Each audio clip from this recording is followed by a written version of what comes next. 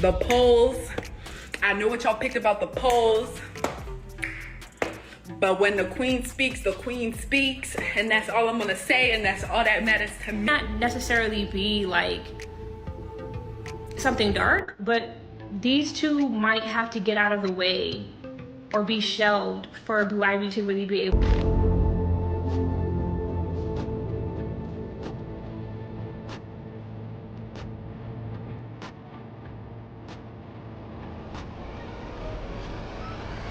I'm not gonna cry. You have to give negativity permission to be inside. And as long as you don't invite it in, you'll be okay and safe. And then you have like so many things tempting around you, like the vampire. So it was so deep. It was so deep. That's the reason I cried for like a whole hour. Welcome back to StarHush, the place where whispers turn into headlines. Chloe Bailey just did what no one else on Beyonce's roster has ever dared to do: speak out loud. And now, whew, it's looking like she's facing some serious career ice out. She got bold and said what some fans have been thinking for years, and the fallout came fast. No calls, no features, and suddenly, silence from her team. So what did Chloe actually say? In a now-deleted interview, she basically called out Beyonce's whole camp, saying some rising stars are being sidelined, not because they lack talent, but because they shine too bright. According to her, Parkwood Entertainment might be protecting one spotlight at the cost of others, and that spotlight is Beyonce's daughter, Blue Ivy. Now let's be real. Blue Ivy's presence on stage during Beyonce's tour was a proud moment, no doubt.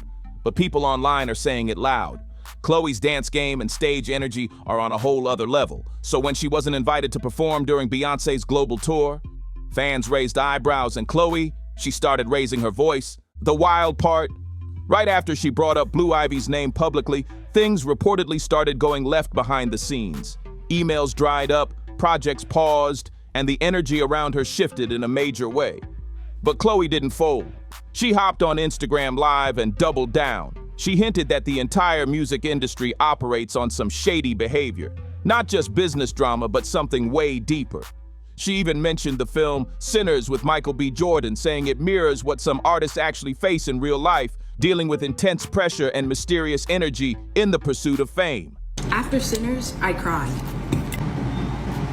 It just reminds you so much of the industry. So Chloe finally let loose and gave fans the real reason why her career hasn't been taking off like it should. She didn't sugarcoat a thing when she hopped on TikTok Live, and what she revealed had folks stunned. Chloe talked about the movie Sinners and called it more than just a good watch. She said it hit her soul in ways she wasn't ready for. According to her, the deeper meaning behind the film shook her up emotionally. It wasn't just about the story. It was about what the story exposed. She said all the eerie, symbolic stuff in the movie reminded her of what really goes down in the music game. After Sinners, I cried, Chloe said, clearly emotional. And it wasn't just tears for the characters, it was because the reality behind the fiction hit too close to home. Okay, so I think anyone who, it just reminds you so much of the industry, right? And it's like you could have a gift like he did with his guitar, and like they said, when he's singing, he's honoring his ancestors and uplifting and all of that, but then it also attracts the not good. So it's like, in order for him to be successful, the vampires were telling him he has to sell out so that he could be, so that he could live forever and his music could live forever. And it's exactly like things that I see and go through every day. And that's why I just like broke down crying, because it was showing like the people who decided not to go to the other side, they were in there fighting for their lives, they were in there going through it, while the ones who did give in, they were outside celebrating and having a good time and got things quicker and things like that. So the reason why Sinners resonated with me so much is because it's something that you see every day, and no matter how hard you work, no matter how good of a person that you are, no matter how talented you are, sometimes that's not enough to get you places that you need to be. And that's why Sinners, like, I was crying right after because I feel like anyone in the industry could really resonate with it. If you've watched Sinners, then you already know the storyline's deeper than what it seems. Michael B. Jordan plays both twins, Smoke and Stack, who open a juke joint in 1930s Clarksdale, Mississippi. But what starts off as a music dream quickly turns into a fight for survival. There's a dark twist. Mysterious beings show up trying to drain the soul of the town by taking its music, stories, and culture for their own gain.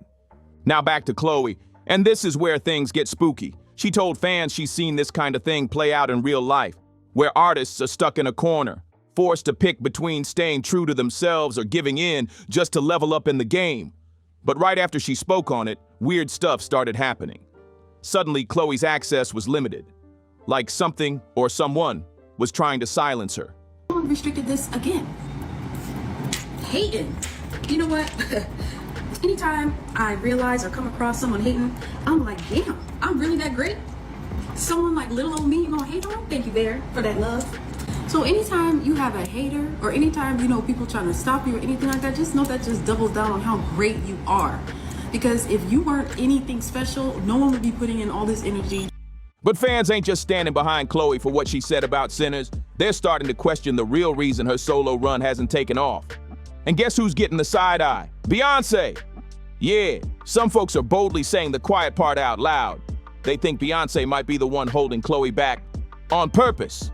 Now, why would Beyonce sign a rising star like Chloe only to let her debut get no real push? Some fans are saying it's not just business. It might have been part of a bigger plan. The theory is Beyonce only brought Chloe on to keep the seat warm until Blue Ivy was ready to step up. And now that Blue's getting more time in the spotlight, folks are noticing how hard Beyonce's been putting her on. Stage time, performance moments, shout-outs, none of it feels random. Why does 13-year-old Blue Ivy look like she's 25? No one realizes that she has never been allowed to have a real childhood like Rumi. When Blue Ivy recently performed on stage with her mother Beyonce during the Cowboy Carter tour, she frequently changed her looks. At only 13 years old, she wore 5 sets of high-end, custom-made outfits in one night of the premiere. Tasseled leather pants, a corset, and sequined gloves. All these were the treatments that celebrities... Now let's talk about what's got folks whispering behind the scenes. Because some insiders have already been calling out Beyonce and Jay-Z for doing the absolute most when it comes to boosting Blue Ivy. Remember when 50 Cent low-key shaded them? He hinted that the Carters might have bought Blue that Grammy when she was just 9. And listen, love or hate 50, people were definitely side-eyeing that whole situation. The kids even have Grammys. Like, they don't sing yet. They don't sing. Right. They don't rap yet. And they already have Grammys and shit. So it's like they give them this trophy so we secure that they come. Let's be real, Blue Ivy winning a Grammy that early, it hit a lot of people sideways, especially artists who've been grinding for years, putting in real sweat for that kind of recognition, like Chloe Bailey. Fans couldn't help but feel like that award wasn't about talent, it was about power moves. Straight like that. Now for some backstory, Chloe first hit the spotlight back in 2015 when she and her sister Halle dropped their viral cover of Beyonce's Pretty Hurts. Just 2 weeks later, Parkwood Entertainment, Beyonce's own company, came calling with $1 million deal covering up to 6 albums over 5 years. That moment changed everything. Chloe and Halle dropped their first EP, Sugar Symphony, in 2016. And later that same year, they were opening for Beyonce on the Formation World Tour in Europe. From viral covers to world stages, the come-up was fast. But now, people are asking, ew, was that support ever really meant to last? Or was it just convenient timing until someone else was ready to take the throne? We'll be opening up for Beyonce on the Formation Tour in Europe, so we're so excited. Very excited. Yeah. It's gonna be so much fun. Between 2017 and 2020, Chloe and Halle were running it up under Beyonce's label. They gave us a mixtape called The Two of Us and 2 critically praised studio albums, The Kids Are Alright and Ungodly Hour. Folks in the industry were calling them the next big thing, no question. But in 2021, everything shifted. Halle moved overseas to film Disney's Little Mermaid, and Chloe stepped into the solo spotlight. That's when the whole vibe changed. Chloe switched up her image, and the internet lit up with chatter. Fans started saying she was losing herself, leaning too hard into a super glam, hypersensual look that didn't feel like her. The talent was still there. Nobody could deny those vocals, but the direction felt all the way off. Then in July 2021, Chloe dropped her cover of Nina Simone's Feelin' Good, And that's where things really started unraveling. Now vocally, Chloe crushed it, but the performance had her doing flashy, sensual moves that didn't match the original vibe of that song at all. Feeling Good is rooted in civil rights history. It's deep, powerful, and not supposed to be provocative. Fans on social media were shook. Many said, "This ain't it," and blamed Beyonce and the Parkwood team for setting Chloe up with the wrong direction entirely. From there, folks started wondering if Beyonce was even really involved anymore, or if Chloe was just being left to figure it all out alone. Some fans said the label was getting lazy, banking on flashy visuals instead of building Chloe's legacy around her actual artistry and vocals. Then came the debut single, Have Mercy, and that's when backlash exploded. The video had a super flashy, overly sexualized vibe, and instead of being praised, it got dragged online. Fans called it cheap. Some even said the imagery gave off dark energy and made Chloe look like she was possessed, wild accusations flying all over. And what did Parkwood do after all that noise? Nothing helpful.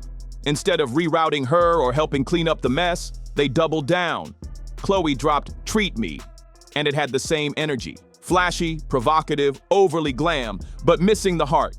People were asking, where's the depth? Where's the soul? By this point, it looked like Parkwood had no plan for her. Every release after Have Mercy just pushed the same overly curated image. And the most frustrating part, Chloe clearly has the range, the training, the voice, everything. But she was being handed the wrong creative tools. It felt like they were tossing her into the deep end without a life jacket, just watching her figure it out solo. Since that Have Mercy video dropped and got ripped apart online, it's like Chloe got left out in the cold. And the wildest part, her label boss is one of the biggest stars in the world, and even she didn't throw her a lifeline. It made no sense. You'd think with someone like Beyonce in your corner, you'd have a whole support system, but Chloe was out here solo, trying to swim through all the noise. Then January 24th, 2023 rolled around, and Chloe finally announced her debut solo album, In Pieces. Fans got hyped, expecting a big comeback. But what they got was not it. She dropped the lead single Pray It Away, and this time she cleaned up the lyrics, toned down the visuals, and tried to bring a softer, more thoughtful vibe. But the impact? Weak. It barely moved the needle. People listened, nodded, and kept it moving. It wasn't bad, but it didn't hit like a lead single should. Folks expected a moment, and instead, they got a whisper. But then things got really messy. The second single from In Pieces featured Chris Brown, and that collab sparked major backlash. People were confused. Why would Chloe, with all that potential, team up with someone whose name stays in controversy? Especially when Beyonce, her label boss, is known for being super protective about her image and who's in her circle. It rubbed a lot of fans the wrong way. And considering Rihanna's connection to Jay-Z and Roc Nation, this move felt extra out of sync. And yeah, Chris and Rihanna's past has nothing to do with Chloe personally, but in the public eye, it's all about optics. That decision had folks side-eyeing the entire rollout. And to make it worse, the collab didn't even chart the way people expected. It stirred more headlines than it did hype. Then came the full album, In Pieces, and it ended up being a letdown. Fans were rooting for Chloe, but the project felt scattered, like the label didn't really know who they wanted her to be. One minute she's giving soul, the next she's dropping auto-tuned club tracks. There was no clear direction, no real cohesion. Just a mix of styles with no real center. The most confusing part, Chloe didn't even include Have Mercy or Treat Me, two of her biggest solo records, on the album. Like, how are you dropping your first solo project and not putting your biggest songs on it? Fans couldn't believe it. That's basic rollout 101.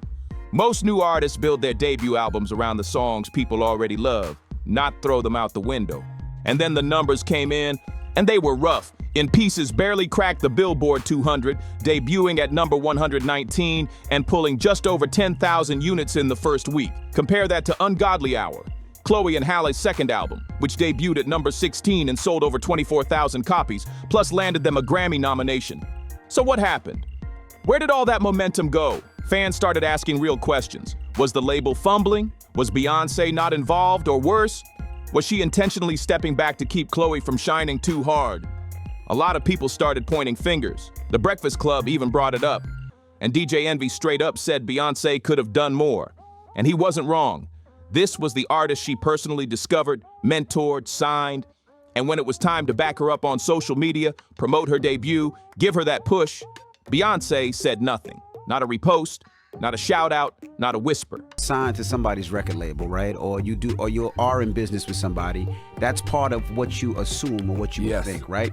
If I'm an artist and I sign to anybody, and I seen Jay-Z do it to his biggest artists, Beanie Siegel, to Rihanna, to Kanye, to Emil. You know, he promoted his artist. Now here's where things really start raising eyebrows. A lot of fans agreed with what DJ Envy said, that even if Beyonce didn't want to hop on a feature, just one repost from her Instagram could have pushed Chloe into a top 50 debut. Easy. But instead, Beyonce stayed quiet. No public support, no shout-outs, and not even a cameo on the album rollout. And that silence, it got people talking. Even more confusing, Beyonce didn't bring Chloe on tour with her. No opening set, no guest appearance. Meanwhile, her daughter Blue Ivy was front and center, dancing across the stage and getting full production love. Now don't get it twisted. Blue Ivy's been getting her own shine, and that's great for her. But the timing? Fans started wondering if this wasn't just random, but maybe intentional. Some people think Beyonce's focus right now is legacy. She's building a platform for Blue Ivy to step into, and anything or anyone that could take the spotlight might be getting edged out.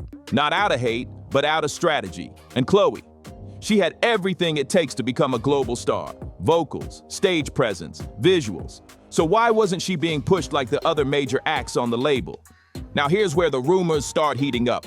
Some online circles have whispered about industry power plays, how certain talents are shelved when they become a perceived threat to the brand.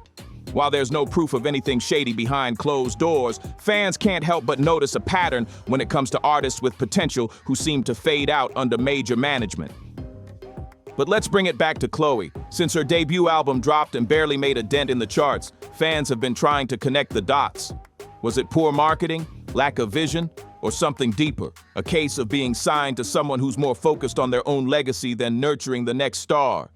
Even in press, Beyonce's support for Chloe has felt distant. No birthday shout-outs, no cosigns, not even simple social boosts. The kind that can make or break an early solo career. So it's no surprise fans are speculating. Some say maybe Beyonce just didn't see Chloe's vision. Others believe she was saving the spotlight for Blue Ivy all along. Aaliyah was given a sleeping pill and carried onto the plane unconscious before the fatal crash happened in the Bahamas. Kingsley Russell, who was 13 at the time, was in the car that drove Aaliyah and her team to the airport for their return flight to Miami. According to Kingsley Russell, they took her out of the van and she didn't even know she was getting boarded on a plane. Russell says she went on that airplane asleep. Now here's where things get real unsettling. Years back, Mary J. Blige once made a bold statement, calling what happened to Aaliyah a spiritual hit. And ever since then, fans have been trying to unpack what she really meant. Some believe Mary was hinting at a deeper layer behind the tragedy, something beyond just a plane malfunction. Did she know something that wasn't made public? That moment has stuck with people ever since. Barry, when Aaliyah died for a wrongful death, he got paid $90 million for her death. Am I supposed to say that on TV? For $90 million for her death.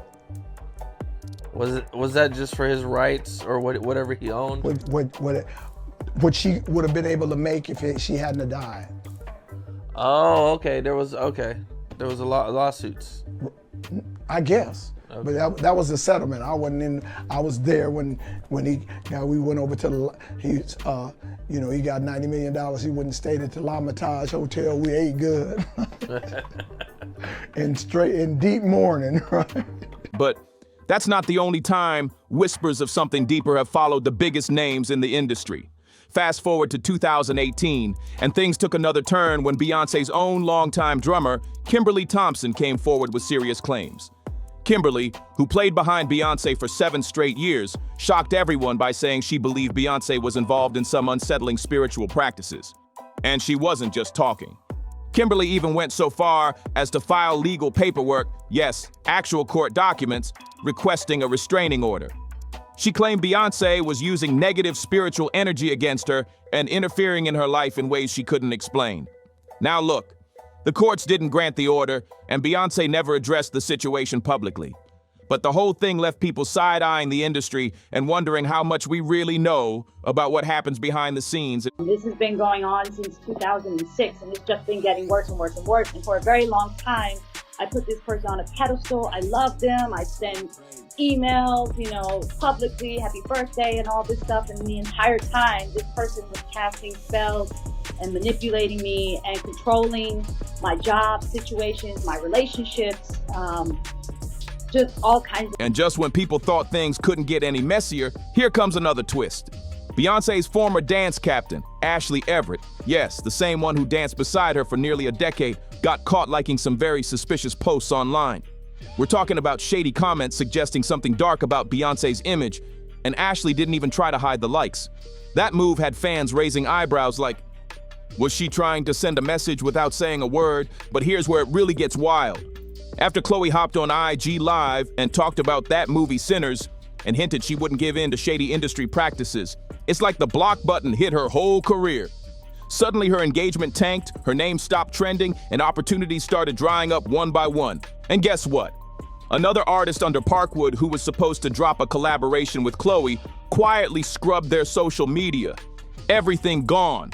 Like they were never even online. No post, no promo, no hint of that collaboration, just gone. And insiders are whispering they might have seen or heard something that made them step back too. So what's really going on behind the curtain? Is there something bigger happening inside Parkwood that we're just now seeing glimpses of? Because if Chloe had the courage to speak up, she might not be the only one. There could be more artists out there watching, waiting, and deciding whether they're next to break their silence. What do you think's going on behind the scenes? Are artists finally pulling back the veil on something deeper? Or is this just another industry shakeup? Drop your thoughts in the comments. I want to hear what you think. And make sure to hit that like button if you're feeling this breakdown. Subscribe for more unfiltered deep dives and tap that bell so you don't miss the next drop. Stay sharp, stay questioning, and I'll catch you next time, my stars and hushers.